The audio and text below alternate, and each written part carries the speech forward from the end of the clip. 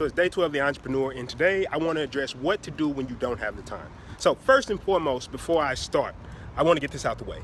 If you're completely happy with the life you're living right now, you can disregard everything I'm about to say in this video. However, if you're trying to be an entrepreneur and you say you don't have the time, you need to listen up. Now, first and foremost, people always come to me and say, I don't have the time. I have family, I have work, I have school, I have all these things that are impeding me from being an entrepreneur. I simply don't have the time. And I remember one of the greatest principles I ever heard, I think it was Warren Buffett said that. He said, whenever somebody says that they don't have time, just put the word for that in front of it. So you don't have time to start building a brand, just say, I don't have time for that, because you do have time.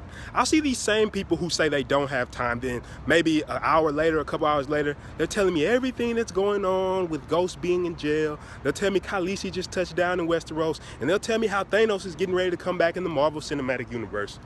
But yet they don't have time.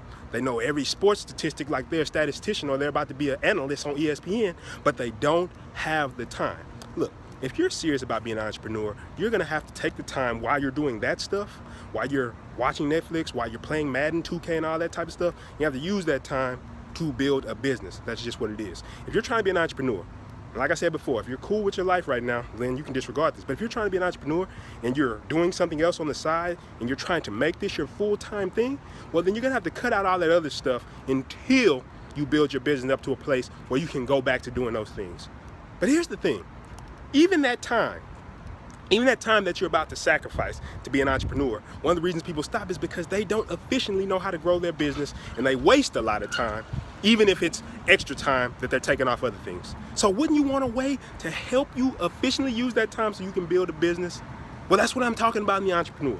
Ways so you can maximize on your time. So when you do cut out all the nonsense and stuff that you really don't need, you'll be able to effectively use that time.